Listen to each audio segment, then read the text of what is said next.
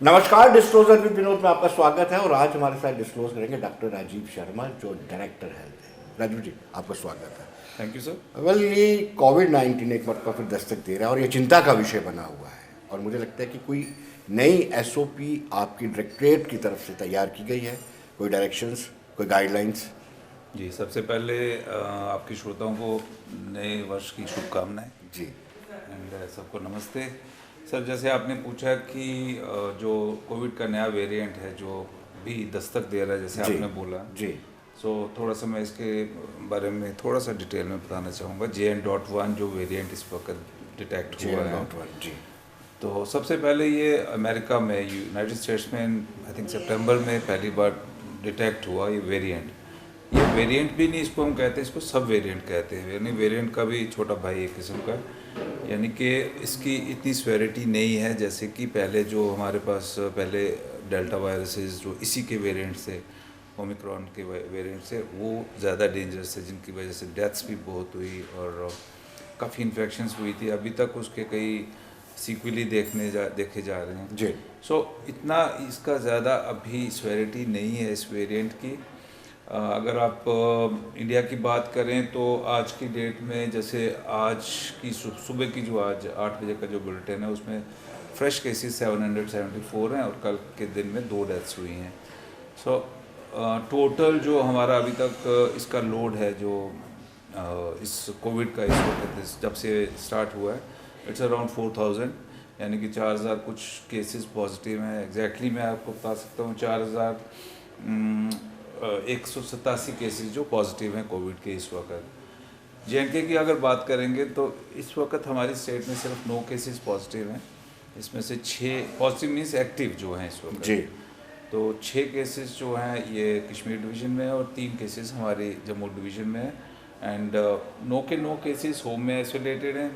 इसका मतलब ये है कि दे आर नॉट सीवियर, जी माइल्ड सी इन्फेक्शंस हैं, गले में दर्द, खांसी, फटीग, थकान, यानी कि और पूरे जिस्म में दर्दें वर्दें, मामूली जैसे वायरल सिम्टम्स होते हैं। जी। तो कश्मीर में लास्ट टाइम भी हमने देखा था, कश्मीर में ज़्यादा केसेस आते हैं, उसकी वजह क्या है? वहाँ विंटर ज़्यादा है, उसकी ये कारण है वजह कि कुछ और वजह भी है? 2-3 वजह हैं जी सर उसकी, जो पिछली बार देखी गई। इस बार तो खैर वैसा ट्रेंड नहीं पाया गया, बट लास्ट टाइम ये जो देखा गया था, एक तो विंटर्स की वजह से, दूसरा हडलिंग जिसको हम कहते हैं कि सर्दी में लोग एक साथ इकट्ठे यस बैठना यस शुरू कर यस दो। वैसे ही कश्मीरियों में ये काफ़ी ज़्यादा होता है। जी हम लोगों में भी है चीज़, लेकिन उधर ज़्यादा है कि एक साथ इकट्ठे बैठना है, और ये वायरस बड़ी तेज़ी से फैलता है एक दूसरे के कंटैक्ट से। जी तो एक दो ये वजह थी। और वहाँ पर ट्रैवलर्स की बड़ी ज़्यादा तादाद है, यानी कि बाहर से लोग काफ़ी आते हैं कश्मीर में, टूरिस्ट। तो एक रीज़न वो भी था कि ज़्यादा केसेस वहाँ देखे गए। जी।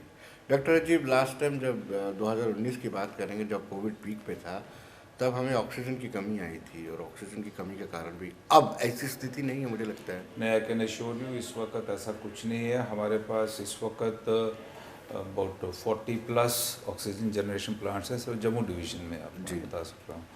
और हमारी कैपेसिटी हद से ज़्यादा है, यानी कि जितनी हमें ज़रूरत है, इवन कोविड के टाइम के लिए भी हम काफ़ी ज़्यादा इस बार रेडी हैं। इनफैक्ट फॉर ऑक्सीजन के लिहाज से हमारे पास ऑक्सीजन सिलेंडर्स काफ़ी मात्रा में, हमारे पास ऑक्सीजन कंसनट्रेटर्स जो ऑटोमेटिकली जनरेट करते हैं ऑक्सीजन, वो तो तकरीबन हमारे हर सेंटर, सब सेंटर लेवल्स तक पहुँचे हुए हैं।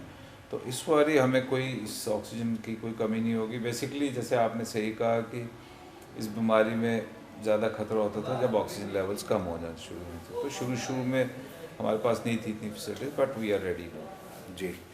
अब आपको लगता है कि 2019 ने जो हमें सिखाया उससे हमने कुछ सीखा है बहुत और हम सीखा, पूरी तरह से प्रिपेयर हैं, बहुत किसी भी सीखा, एपिडेमिक के लिए हम तैयार हैं? बिल्कुल सीखा सर। इस बार इनफैक्ट सेंटर की गाइडलाइंस के हिसाब से जो हमने अपना कुछ रन्स किए हैं, यानी कि ऑडिट किया अपने इंफ्रास्ट्रक्चर की और ऑक्सीजन जनरेशन प्लांट्स की, availability of oxygen cylinders, concentrators, ventilators.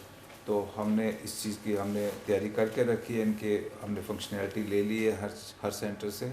तो वी आर रेडी। इनफैक्ट अगर कोई ऐसी सर्ज आती है कोविड की, तो हमारी तैयारी है।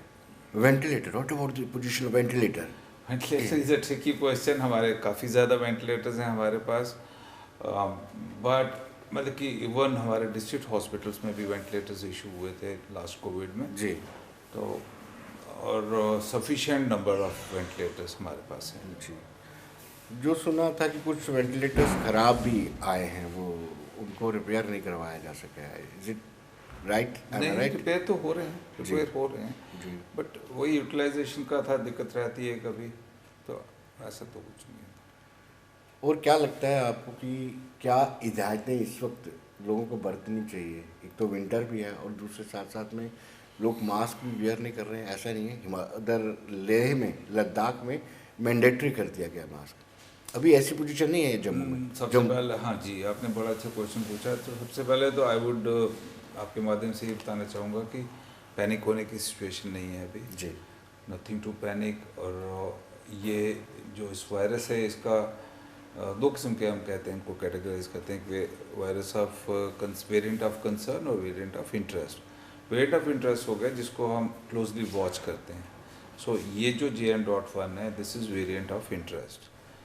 हमारे इंडिया में इस वक्त तकरीबन 600 कुछ केसेस हैं जो JN.1 पॉजिटिव हैं, एंड वो भी माइल्ड हैं। 98% केसेस हमारे होम आइसोलेटेड हैं इस वेरिएंट के भी। सो अगेन मैं डाटा में ज़्यादा नहीं जाऊँगा, बट सिर्फ एक बात बताना चाहूँगा कि पैनिक होने की ज़रूरत नहीं है इस वक्त। हाँ, एहतियात आप जितना कर सकते हैं करें। अगर आप किसी क्राउडेड एरिया में जा रहे हैं, और बेटर रहेगा कि अगर आप मास्क यूज़ करें और फ्रीक्वेंट हैंड वॉश करें, जैसे पहली वेव्स ने हमें सिखाया है, और बहुत अच्छा सिखाया कि क्या क्या हमें करना चाहिए अपनी हाइजीन के लिए। तो आई थिंक वो चीज़ें अभी भी फॉलो करने की ज़रूरत है। आपने सिचुएशन को असेस किया होगा। जी। क्या आपको लगता है कि ऐसी सिचुएशन आ सकती है 2019 जैसी, जब पीक पर था? अदरवाइज हमें तो प्रिपेयर रहना पड़ेगा ना। हम प्रिपेयर्ड हैं, बट फिलहाल जितना भी अभी तक देखा गया ट्रेंड, जैसे अभी आप कहें कि पिछले एक महीने में हार्डली 9 या 10 केसेस हमारे पास हुए हैं, डिस्पाइट टेस्टिंग हमारे कोई डेली के तकरीबन 500 टेस्ट हो रहे हैं, बिकॉज वो भी हमारे उस गाइडलाइन से हो रहे हैं, सेंटर की गाइडलाइंस के, कि जो हॉस्पिटल्स में एडमिट हो रहे हैं विथ 2 इन्फेक्शंस, ILIM जिसको कहते हैं, इन्फ्लुएंजा लाइक इलनेसेस, और एक केसेस होते हैं सारी के सीवियर एक्यूट रेस्पिरेटरी इन्फेक्शंस। इन दोनों को हमने सिर्फ टेस्ट करने, इन दोनों के पेशेंट्स को अगर हॉस्पिटल में एडमिट होते हैं, तो वो करके हमारे को 500-600 टेस्ट डेली हो रहे हैं। तो उसमें से भी आप इमेजिन करें, अभी तक हमारे पूरी स्टेट UT में से अबाउट 9 केसेस पॉजिटिव हैं। सो जम्मू में तो 3 केसेस हैं, सो नथिंग टू वरी फिलहाल 3 इस पिछले एक महीने में। बट ये कि गार्ड ज़रूर रखना है, कि हमें एहतियात ज़रूर रखनी है। वी शुड नॉट बी कि बिल्कुल ही मस्त हो जाएं इस मसले में, हमें गार्ड रखनी है। प्लस दूसरा, मैं थोड़ा सा एक आप बात पूछी तो मैं एक और चीज़ें बताना चाहूँगा कि ये जो कई लोग पूछते हैं जो पहली वैक्सीन्स जो हुई हैं, वैक्सीनेशन। हाँ, यस यस, ये बड़ा इम्पोर्टेंट है। तो फिर मैं उसके बाद आपके बूस्टर डोज लग जैसे लोगों में अफवाही हम कहते हैं, जैसे हमारी CDC की गाइडलाइंस हुई हैं, इशू हुई हैं, इसमें ये बताया गया है कि जो पहली की वैक्सीन्स जो हैं, they are useful in this variant also JN.1 में, राइट। बूस्टर्स अगर ज़रूरत होगी, गवर्नमेंट ऑफ इंडिया अगर डिसाइड करती हैं तो बूस्टर्स भी देने की ज़रूरत पड़ सकती है, बट नहीं। दूसरा, जो इसमें कोई अलग किस्म की ट्रीटमेंट की ज़रूरत नहीं पड़ेगी, दूसरा इम्पॉर्टेंट पॉइंट। थर्ड इज़ कि इसकी सिवियरिटी इस वक्त कम है, हालांकि स्प्रेड तेज़ी से हो सकती है, उसको जिसको 2-3 होती हैं, विरुलेंस जिसको कहते हैं, कि तेज़ी से स्प्रेड कर सकता है वायरस, बट इसके जो सिम्टम्स हैं वो इतने गंभीर नहीं है, इतने सीवियर नहीं है, जैसे कि डेल्टा वायरस में देखा गया, दोनों के दोनों लंग्स में निमोनिया हो जाता था। डेथ्स हुई हैं, तकरीबन 4000 डेथ्स हमारे स्टेट में ही हो गई जी तो एडमिशन्स हमारे, आपको पता ही होगा, आप तो डील करते थे जी। इतना पैनिक था, यानी कि हॉस्पिटल्स में लोग बाहर बैठ के तड़पते थे। अब वैसा सीन इस वक्त नहीं है, बट अगेन फिंगर्स क्रॉस्ड, अभी तक ऐसा कुछ नहीं है, बट हमें थोड़ा सा ध्यान रखना पड़ेगा। डॉक्टर अजीब, ये वायरस बड़ी तेज़ी से फैलता है, ये तो आप जानते ही हैं। जी। देखिए, कोई अब्रॉड से आ रहा है वो लेके आ रहा है, कोई दिल्ली से, मेट्रो सिटी से जम्मू कश्मीर में आ रहा है वो लेके आ रहा है, बड़ा तेज़ी से फैलता है। वैसी स्थितियाँ ना बने जो पहले हमने झेली हुई है, जैसे हमने अपने को अपने हाथों में खोते हुए देखा हुआ है। जी जी जी। बड़ा करीब से मैंने बहुत सारे अपने रिलेटिव कहें, फ्रेंड्स कहें, जिनको जाते हुए देखा हुआ है। ऐसी स्थिति ना बने, अभी से हमारे पास एक अवसर है, मौका है कि उस पर नियंत्रण पाया जाए। क्या सुझाव देंगे आप लोगों को? सुझाव में अगेन मैं वैसे जैसे मैंने पहले कहा, पैनिक नहीं होना है। पैनिक नहीं होना है, दिस इज़ वेरी इंपॉर्टेंट। जैसे आप समझ पाएंगे कि पैनिक की वजह से बहुत ज़्यादा एक किस्म का नेगेटिव मैसेजेस भी जाते हैं लोगों में डर एक किस्म का आ जाता है। तो सबसे अगेन आई वुड स्ट्रेस कि पैनिक नहीं होना है इस चीज़ में। दूसरा, कोशिश करें जितना भी आप अपनी पर्सनल उसको रख सकते हैं, एहतियात रख सकते हैं। यानी कि अगर आप क्राउडेड प्लेसेस में जा रहे हैं, किसी मॉल में जा रहे हैं या सिनेमा थिएटर में जा रहे हैं या शादियाँ जा रहे हैं, so try to keep some distance. थोड़ा सा जैसे पहले की एहतियात थी हमारी 6 गज की दूरी का। और मास्क अभी तो इवन सेंटर से जो हमें गाइडलाइंस आई हैं उसमें भी हमें इतना स्ट्रेस नहीं डाला गया मास्क के लिए, लेकिन इतना बोला गया कि जो वर्कर्स हैं, हेल्थ वर्कर्स, वो मास्क यूज़ करें। जी, यानी एक हेल्थ वर्कर का रोल एक मरतबा फिर बड़ा इंपॉर्टेंट हो गया जैसे जैसे हालात ऑफ कोर्स, हाँ, बढ़ रहे ऑफ कोर्स, ऑफ हैं। Course, of course. डॉक्टर साहब, हेल्थ और मेडिकल एजुकेशन में जी। समन्वय और तालमेल की आवश्यकता है। जी, बहुत। क्यों? उसकी वजह पता ये है कि आपके पास आपका सब डिस्ट्रिक्ट हॉस्पिटल है, प्राइमरी हेल्थ सेंटर है, डिस्ट्रिक्ट हॉस्पिटल है। जो पेशेंट आता है आप उसको कोशिश करते हैं कि रेफ़र करते हैं मेडिकल कॉलेजेस में। वो एक रेफरल सिस्टम कहीं ना कहीं एक प्रेशर डेवलप करता है मेडिकल कॉलेजेस पर। आपने विनोद जी बहुत सही कहा। लाइक ये चीज़ पहले बहुत हो रही थी, इनफैक्ट अभी भी हो रही है, बट अभी गवर्नमेंट ने कुछ ऐसे स्टेप्स लिए, गवर्नमेंट ऑफ जे ने कुछ ऐसे स्टेप्स लिए हैं, कुछ ऐसे इंफ्रास्ट्रक्चर में बूस्ट किया गया है, एचआर का भी कुछ देखा गया। सो और रेफरल्स को गंभीरता से लिया जा रहा है। कोशिश हो रही है कि जितने ज़्यादा कम रेफरल्स हों उतना अच्छा रहेगा। And I am happy also and कि रेफरल्स पहले से कम हो रहे हैं। जी, बट अगेन ये बड़ा ट्रिकी सा क्वेश्चन होता है, क्योंकि इसमें और बड़े फैक्टर्स होते हैं। कई पेशेंट्स ऐसे होते हैं कि वो चाहते हैं कि हम सीधे मेडिकल कॉलेज में जाएं। जैसे आपने आम देखा भी होगा, गांधीनगर हॉस्पिटल में पेशेंट आता है तो एक किस्म का उसको फेथ इतना नहीं होता है उस वक्त। ही थिंक्स कि जी ठीक है, चलो यहाँ थोड़ा सा प्राइमरी इलाज करा के हम लोग चले जाएंगे मेडिकल कॉलेज में। एक वो एटीट्यूड भी है लोगों में, वो भी हमें कम करना है। दूसरा, फैसिलिटीज़ बूस्ट करने की काफ़ी ज़रूरत है और हो भी रही है। डॉक्टर अजीब, कैसे किया जा सकता है कि रेफरल को कल्टेल किया जाए, रेफरल के कारण लिखे जाएं उस पर्ची पर हम क्यों रेफ़र कर रहे हैं? क्योंकि आप देखिए, हम यहाँ से रेफ़र करवाते हैं ना पीजीआई में, सपोज हम मेडिकल कॉलेज में जाते हैं, किसी को रेफ़र करवाना, वो कारण बताते हैं कि यहाँ पेट स्कैन नहीं है या ये फैसिलिटीज़ नहीं है। ऐसा आप भी इसको एक सिस्टमेटिकली वे में बना दें, एक सेट पैटर्न तैयार कर दें, ताकि कोई डॉक्टर रेफ़र करता है एटलीस्ट उसको पता होना चाहिए क्यों रेफ़र किया है। नहीं, दैट्स अ गुड सजेशन, ऐसा हो भी रहा है जी। बट जैसे कि मैंने कहा कि इतना ज़्यादा जो फैसिलिटीज़ अभी जो हमारे मेडिकल कॉलेजेस में है, उस लिहाज से अभी हमारे डिस्ट्रिक्ट हॉस्पिटल्स में नहीं हो पाए हैं। जैसे अमूमन हमें जो रेफ़र करने पड़ते हैं केसेस, कार्डियक केसेस, तो हमारे पास कार्डियोलॉजिस्ट इतने ज़्यादा नहीं हैं। एंड इसलिए हमें रेफ़र भी करने पड़ते हैं केसेस, स्ट्रोक के केसेस हैं, हेड इंजरी के केसेस, सीवियर इंजरीज, तो वो लोगों को रेफ़र करना भी पड़ता है विद रीजन। क्या डॉक्टर साहब, आपको लगता है कि इस पर रेफरल पर भी एक डिस्कशन होनी चाहिए अपने डॉक्टर्स के साथ मिल करके कि वाई, कि हल्की दर्द भी होगी क्योंकि रात का टाइम होगा, वो सोचता है कि रिस्क क्यों लेना है, इनको भेज दो वहाँ पे? नहीं, वो भी है, एक फैक्टर होता है, लेकिन इतना ज़्यादा नहीं है। पहले था, अभी इसको कम हुआ है, काफ़ी फ़र्क भी पड़ रहा है इसमें। एंड जैसे आप कह रहे हैं कि इस पर डिस्कशन होनी चाहिए, हमारी मीटिंग्स में काफ़ी बार डिस्कस भी होता है जब भी हम लोग सेक्रेटरीज के साथ बैठते हैं, या अभी चीफ सेक्रेटरी नए आए हैं, शायद ये लोग भी इसका रिव्यू लेंगे। So this is an important point of discussion always. Doctor साहब, इसलिए मैं इस पर स्ट्रेस दे रहा हूँ कि आए दिन हम देखते हैं कि गवर्नमेंट मेडिकल कॉलेज में अटेंडेंट डॉक्टर्स के बीच में स्कफल होता रहता है, जो एक अच्छी बात नहीं है। उसका कारण ये भी माना जाता है कि प्रेशर ज़्यादा रहता है, और प्रेशर के बहुत सारे कारण आपने खुद भी बताए हैं। इसलिए मैं ज़्यादा इस पर स्ट्रेस दे रहा हूँ कि रेफरल पर कोई ना कहीं कंट्रोल करने की ज़रूरत है। जी, अब कोशिश तो हो रही है। लाइक जैसे फिर से मैं वही बताऊंगा, फैसिलिटीज़ को बूस्ट किया जा रहा है, हमारी पेरिफेरल इंस्टीट्यूशंस को कोशिश की जा रही है कि जितना कम हो पाए रेफरल्स। हमारे पास स्पेशलिस्ट की कुछ जगह पर शॉर्टेजेस भी हैं। That is another reason, periphery में हमारे पास कई जगह कुछ शॉर्टेजेस नहीं, not only in Jammu, like Kashmir में भी, जी बट जी Kashmir is better in respect of HR। जी वहाँ पर HR ज़्यादा है, हमारे यहाँ पर कुछ शॉर्टेजेस हैं। हमारे पेरिफेरी में काफ़ी दिक्कत आती है कुछ डॉक्टर्स की, यानी कि स्पेशलिस्ट की नहीं होने की वजह से। That is one reason. तो गवर्नमेंट उस पर काफ़ी ज़्यादा तवज्जो दे रही है, एंड हम लोग, government is trying to fill up those post. जी। डॉक्टर जी, मेडिकल काउंसिल ऑफ इंडिया की जो गाइडलाइंस हैं उसके मुताबिक पेशेंट और पॉपुलेशन या डॉक्टर और पॉपुलेशन की जो रेशो होनी चाहिए या पैरामेडिकल स्टाफ, उस पर हम पूरा हैं कि अभी भी मैन पावर की कमी है?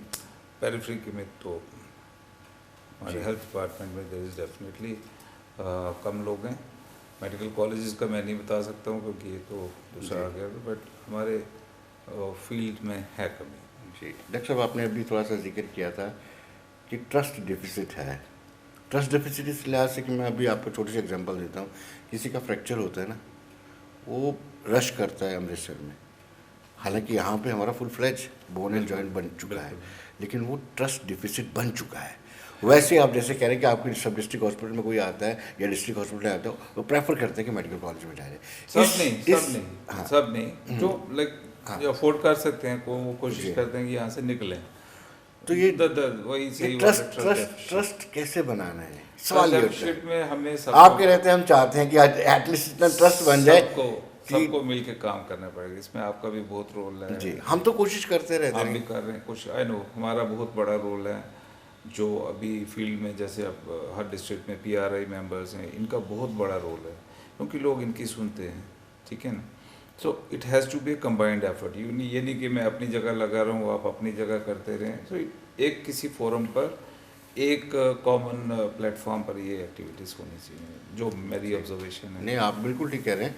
PRIs का हम इस्तेमाल नहीं कर पाते हैं, ये हमारी बदकिस्मती है। और PRIs का बड़ा इंपॉर्टेंट रोल रहता है। बहुत ऐसा अगर PRIs चेक करता है कि हमारे सब डिस्ट्रिक्ट हॉस्पिटल में या प्राइमरी हेल्थ सेंटर में डॉक्टर या पैरामेडिकल स्टाफ लेट आ रहा है, तो वो सोचते हैं कि ये इंटरफेरेंस कर रहा है। कुछ ऐसा कम्बिनेशन कोऑर्डिनेशन होनी चाहिए ताकि हेल्थ सेक्टर के साथ किसी तरह का कोई कॉम्प्रोमाइज़ ना हो सके। बिल्कुल जी, आपने सही कहा विनोद जी, बट अगेन वही है कि it has to be a combined effort. सब मिलजुल के अगर होगा, और ऐसा नहीं कि इम्प्रूवमेंट नहीं हो सकती, और ऐसा नहीं है कि नहीं हुई है इम्प्रूवमेंट हो रही है।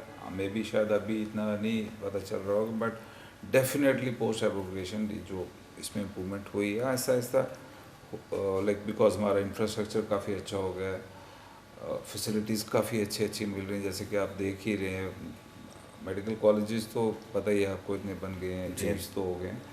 इवन फील्ड में हमारे डिस्ट्रिक्ट्स में भी हमारे पास हर डिस्ट्रिक्ट में, मैं अगर आप थोड़ा डिटेल चाहते हैं मैं बता भी देता हूँ। जी जी हमारे हर डिस्ट्रिक्ट में जेरेटिक केयर सेंटर्स बने हुए हैं, जी ठीक है, 60 साल से ऊपर जिनको।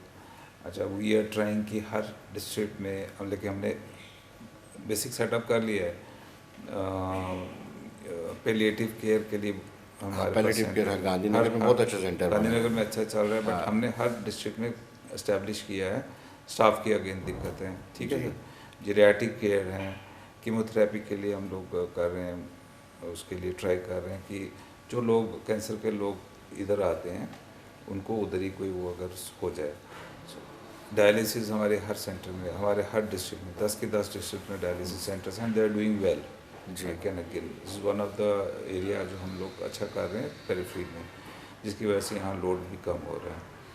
तो ऐसी इनिशिएटिव्स काफ़ी सारे गवर्नमेंट ने लिए हुए हैं, जिससे काफ़ी इम्प्रूवमेंट होने की हो भी रही है, और कुछ 1-2 साल में शायद लगना भी पता लोगों को दिखे भी साल। डॉक्टर जी, डायलिसिस को लेकर के आपको द मार्क्स रिजल्ट नहीं आ रहे हैं कि एक्सपर्टीज की कमी है। मुझे लगता है कि स्टाफ पूरी तरह से एक्सपर्ट नहीं है।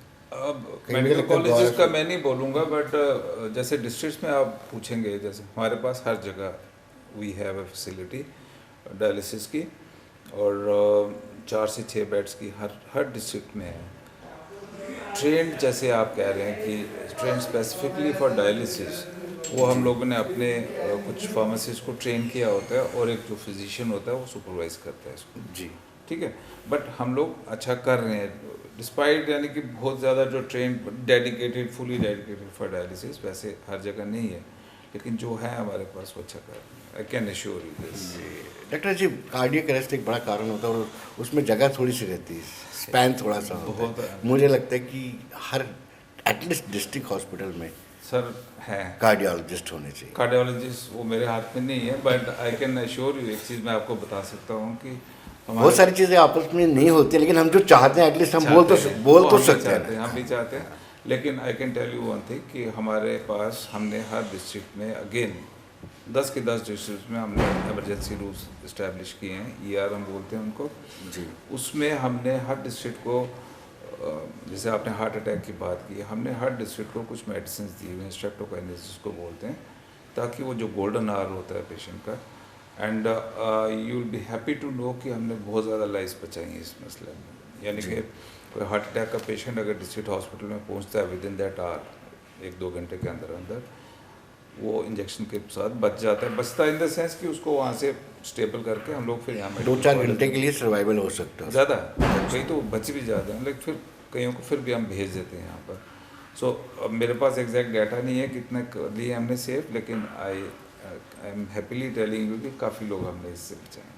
एनेस्थीसियस के एक्सपर्ट्स नहीं रहते हैं आपको, तभी सर्जरी को लिंक ऑन करना पड़ता है। Anaesthesia is a issue, radiologist का इशू है हमारे पास। जी तो हम लोग फिर भी डिस्पाइट ऑल दैट हम लोग चला रहे हैं, जी। तो चल रहा है। लेकिन आपके रहते ही चलाना वर्ड इस्तेमाल ठीक नहीं, हम नहीं, आपसे बड़ी चल रहा है, तवक्को करते हैं आपसे, Thank you. उम्मीद करते हैं आपसे कि आप आएंगे तो थोड़ा you सा very रिफॉर्म्स लाएंगे इसमें। थैंक यू सर, कोशिश तो बहुत की है हमने, अब जी। देखते हैं कैसे रिजल्ट। जो फैसिलिटीज 102, 108 है, क्या आप उससे सेटिस्फाइड हैं? 108 से आई एम सेटिस्फाइड, जी लेकिन फिर अगेन लोगों की तरफ से नहीं इतना होता कि बिकॉज पर्सन लोग सोचते हैं कि जैसे हम फ़ोन करें तो आधे घंटे के अंदर जो उनको टाइम होता है, जी खासकर पेरीफ्री में। मुझे हमेशा इसी का पेरीफ्री का ही रहता है कि रास्ते ऐसे हैं, सड़कें टूटी हुई हैं, कई बार ये लोग टाइम पर नहीं पहुंच पाते। Otherwise it's a very noble service, अच्छा काम कर रहे हैं। इक्का दुक्का केसेस ऐसे भी हैं जहाँ लोगों ने किया होगा कुछ, because after all human factor आ जाता है बीच में, but overall I am satisfied with 108 services. जी। डॉक्टर जी, क्या और आपको लगता है कि कुछ होना चाहिए, जो क्योंकि गुंजाइश हर जगह रहती है। गुंजाइश बहुत है जी, हाँ। गुंजाइश काफ़ी है, लेकिन सिर्फ लोगों का, जैसे आपने पहले कहा कि फेथ लाने के लिए वापस, जी मतलब कि faith, but I can tell you one thing कि हम लोग यहीं बैठ के अपने सिस्टम देखते रहते हैं ना, but if you compare it with other states, जो हमारा स्टेट रन जो हेल्थ डिपार्टमेंट है, अगर आप दूसरे स्टेट्स के साथ कंपेयर करेंगे, यू विल बी सरप्राइज कि this is one of the best. मैं दिस इज़ नॉट लाइक, ये इसलिए नहीं मैं बोल रहा हूँ कि आप, but this is a fact कि काफ़ी सारी स्टेट्स से हमारा कोविड में इतना अच्छा कवरेज रहा है, हमारा मोर्टेलिटी रेट नेशनल एवरेज से कम है हमारा। I can go on counting everything. जी हमारी वैक्सीनेशन सबसे अच्छी हुई है यहाँ पर। जी सो अदर फैसिलिटीज़ जो हमारी है उसके, अगर आप बाकी स्टेट से कंपेयर करें तो हमारा अच्छा है, but still there is a room for improvement.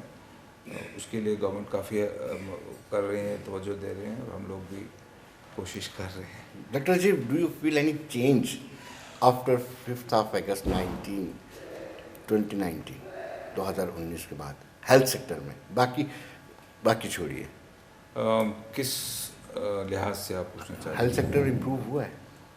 Health sector improve हुआ है जी मैंने पहले भी आपको बताया, हेल्थ सेक्टर काफ़ी इम्प्रूव हुआ है इंफ्रास्ट्रक्चर के लिहाज से, HR के लिहाज से, विच यू कैन सी। इतने medical colleges, 2 medical colleges, state cancer institute, bone and joint hospital अलग से बना है, जी 5 new medical colleges. So these are signs of improvement, जी और प्रॉपरली लोकेटेड हॉस्पिटल्स हैं ये, और लोगों को सर्विस भी दे रहे हैं। डॉक्टर जी, प्राइवेट प्लेयर इतने ज़्यादा यहाँ पे है नहीं, उसकी वजह ये भी थी 370 और 35 ये था, लोग यहाँ पे इन्वेस्ट नहीं करना चाहते थे। अब थोड़ा सा मुझे लगता है कि बदलाव आएगा, अगर प्राइवेट प्लेयर एक्टिव हो जाते हैं तो मुझे लगता है कि हेल्थ सेक्टर और इम्प्रूव हो जाएगा। फ़र्क पड़ेगा, ज़रूर फ़र्क पड़ेगा, एंड और लोग आना भी शुरू हो रहे हैं, जी आप जैसे आप तो डील करते हैं न्यूज़ के साथ, आपको पता ही होगा, people are coming and they are showing interest also इसमें अपना इन्वेस्ट करने के लिए हेल्थ में, और शायद 2-3 सालों में कुछ और इम्प्रूवमेंट दिखे हमको। आप जेनरिक मेडिसिन को लेकर कैसे देखते हैं? क्या डॉक्टर्स को लिखनी चाहिए? बहुत ज़रूरी है, जेनरिक बहुत मेडिसिन लिखनी चाहिए? बहुत ज़रूरी है सर। एंड एक गलतफहमी ये थी लोगों में कि जेनरिक मेडिसिन जो होती हैं they are not good, but I can assure you again, आपको मैं पब्लिकली जैसे आपके माध्यम से बता रहा हूँ, जो हमारा जन औषधि केंद्र में जो मेडिसिन अवेलेबल हैं उनको इस्तेमाल करें, दे आर वेरी गुड। मैं आपको टीवी में बता रहा हूँ कि they are very good. Again trust deficit है, हम लोग आम बंदे जैसे, हो सकता है मैं आपको नहीं पिन पॉइंट करना चाहता, बट हो सकता है आप भी शायद नहीं लेते होंगे, तो अभी शुरू किए मैंने। आप शुरू करें, आप अच्छे, आप भरोसे के साथ लें, सच कह रहा हूँ। मैं मेरे को हाइपरटेंशन है काफ़ी सालों से, और मैं जन औषधि केंद्र की दवाई ले रहा हूँ विदाउट एनी, वो मुझे कोई प्रॉब्लम नहीं है, they are suiting me very well. दूसरा उसका ये है कि दे आर वेरी चीप। अब कई लोगों की ये भी मेंटालिटी होती है कि यार ये सस्ती दवाई है तो अच्छी नहीं इसका असर ही नहीं करेगी, कंपनी का नाम नहीं लिखा हुआ है इस पर, सिप्ला नहीं लिखा हुआ है, तो पीपल हैव दिस एटीट्यूड, तो वो नहीं लेते हैं। But you will be surprise to know that हमारा एक सरवाल हॉस्पिटल में एक जन औषधि केंद्र जो मेरे टाइम से एस्टेब्लिश किया था हमने, सो इट इज़ उसकी सेल इस वक्त 10 लाख से ऊपर है per month, right, which is a very big thing. और हम ट्राई कर रहे हैं कि सारे जितने भी जन औषधि केंद्र हैं हमारे अच्छी तरह काम करें लोग, और फ़र्क आ रहा है सब, लोग खरीद रहे हैं चीज़ें। लेकिन जो दूसरे प्लेयर हैं वो तो चाहते होंगे ये बंद हो जाए, वो that is a different issue, and you also understand, it's a big thing. तो लेकिन फ़र्क पड़ रहा है, लोग आ रहे हैं, इसकी तरफ आ रहे हैं ऐसा ऐसा। And I would again request all people जो भी मेरे को सुन रहे हैं या सुनेंगे कि please buy these medicine, they are very good medicine. आप को कोई इसमें डाउट नहीं रखें, अगर फिर भी आपको लगता है एटलीस्ट 15-20 दिन, महीना एक ट्राई करें, you will be very happy. Thank you doctor Rajiv, बहुत अच्छा लगा आपसे मिलकर, बहुत बड़ी इन्फॉर्मेशन आपने, इंपॉर्टेंट इन्फॉर्मेशन लोगों के साथ शेयर की। Thank you very much. Thank you sir. तो दोस्तों बने रहिए देश दुनिया की खबरों के लिए और मुझे दीजिए इजाज़त। नमस्कार।